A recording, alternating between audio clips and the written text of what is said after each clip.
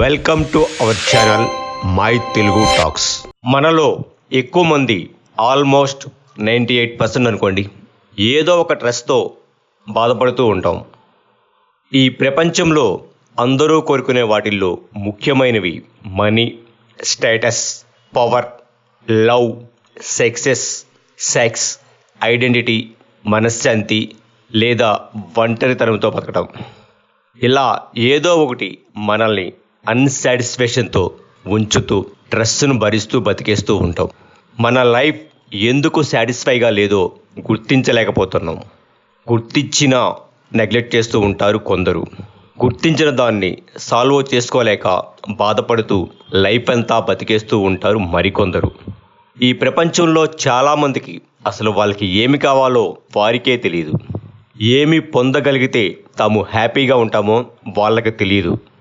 మన చుట్టూ ఉన్న వారి ప్రభావంతో మనకి ఏమి కావాలో డిసైడ్ చేసుకుంటాం.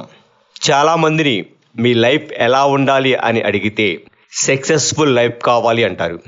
మరికొందరు హ్యాపీనెస్తో నిండిన లైఫ్ కావాలి అంటారు. సక్సెస్ఫుల్ లైఫ్ అంటే ఏమిటో వారికి క్లియర్గా తెలియదు. అలాగే వాళ్ళు ఏమి పొందగలిగితే హ్యాపీగా ఉంటారో కూడా తెలియదు. మన చుట్టూ ఉన్న ప్రపంచంతో సంబంధం లేకుండా, వేరే వాళ్ళతో కంపారిజన్ లేకుండా ప్రశాంతంగా కూర్చొని ఆలోచించండి. మీకు ఏమి కావాలి? మీరు ఏమి చేయగలిగితే అది మీ మనసుకు సంతోషాన్ని కల్పిస్తుంది. మిమ్మల్ని మీరు ఎలా ఉండాలి అని కోరుకుంటున్నారు? సోషల్ మీడియా, సినిమాల ప్రభావం, సోషల్ స్టేటస్ వంటి వాటిని పక్కన పెట్టి ఆలోచించండి. మన చుట్టూ ఉన్న ప్రపంచాన్ని అర్థం చేసుకోవడం కాదు, ముందు మిమ్మల్ని మీరు అర్థం చేసుకోవడానికి ట్రై చేయండి. మీకు ఏమి నచ్చుతాయి? మిమ్మల్ని మీరు ఎలా చూడాలి అని కోరుకుంటున్నారు? మీరు ఏమి చేస్తే మీ మనసుకు ప్రశాంతంగా ఉంటుంది? ఆలోచించండి. ముందు మీకు ఏమి కావాలో తెలిస్తే దాన్ని ఎలా సాధించాలో ప్లాన్ చేసుకోవచ్చు. ముందు మన చుట్టూ ఉన్న సొసైటీని ఫాలో అవ్వటం మానండి. సొసైటీని ఫాలో అవ్వటం మానేయమంటే సొసైటీకి వ్యతిరేకంగా బతకమని కాదు.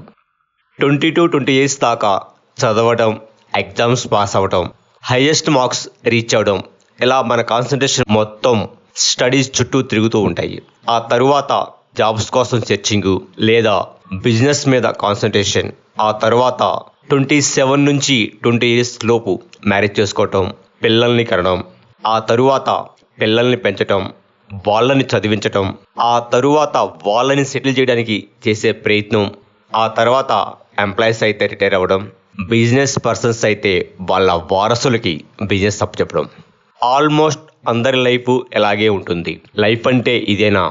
ఈ టోటల్ లైఫ్ స్పాన్లో మీకోసం, మీ హ్యాపీనెస్ కోసం ఏం చేస్తారో వెతికితే పెద్దగా ఏమీ కనిపించవు. లైఫ్లో ఒక పార్టుగా అక్కడక్కడ కొన్ని సంతోషాలైతే కనిపిస్తాయి, కొన్ని కష్టాలు, కొన్ని నష్టాలు. కానీ లైఫ్ అంతా ఒక మెకానికల్ సిస్టమ్ లాగా ఉంటుంది. బహుశా లైఫ్ అంటే అదేనేమో. ఈ టోటల్ లైఫ్లో పైన మనం చెప్పుకున్న money, status, power, love, sex, identity, మనశ్శాంతి, ఒంటరితనంతో బతకడం, ఇలా వీటిల్లో ఏదో ఒక దాని మీద లేదా కొన్నిటిని పొందలేక క్రైసిస్తో బాధపడుతూ బతికేస్తూ ఉంటాం. పైన చెప్పిన మెకానికల్ లైఫ్లోంచి ముందు బయటికి రండి. లైఫ్ని మనం ఇంకో విధంగా కూడా ప్లాన్ చేసుకోవచ్చు. మన చుట్టూ ఉన్న వ్యవస్థతో పాటు మనం ఉండాలి. కాబట్టి కావలసిన టైంను వాటికి కేటాయించండి. మిగిలిన టైంని మీకోసం కేటాయించండి. మీకు నచ్చినట్లుగా ఉండటానికి ట్రై చేయండి. మీ మనసుకు సంతోషాన్ని కలిగించే పనులు చేయండి. డైలీ 1 hour ఆర్ వీక్లీ లేదా మంత్లీ 2 to 3 days మీ పాసిబిలిటీస్ని బట్టి మీ సొంత ప్రపంచంలోకి మీరు వెళ్ళండి. మీ చుట్టూ ఉన్న ప్రపంచానికి దూరంగా మీ ప్రపంచంలోకి వెళ్ళండి. దూరంగా అంటే డిస్టెన్స్ కాదు, మీ చుట్టూ ఉన్న పరిస్థితులకు దూరంగా. మీకు ఉన్న పాసిబిలిటీస్ని బట్టి సేమ్ హౌస్లో పర్సనల్ రూమ్లో స్పెండ్ చేయండి, లేదా మీ ఇంటికి దూరంగా వెళ్ళండి, లేదంటే మీరు ఉన్న సిటీకి దూరంగా వెళ్ళండి. మిమ్మల్ని ఏమాత్రం ప్రభావితం చేయని ప్రాంతానికి వెళ్ళండి. ఇంకా చెప్పాలంటే మిమ్మల్ని ఎవరూ ప్రభావితం చేయని ప్రాంతానికి వెళ్ళండి. మీకు నచ్చినట్లుగా బతకండి. ఆ కొద్ది టైం అయినా మీకోసం బతకండి. మీకు నచ్చినట్లుగా అంటే మీ వల్ల ఎవరికీ ఇబ్బంది పడిన విధంగా అని మాత్రం గుర్తుపెట్టుకోండి.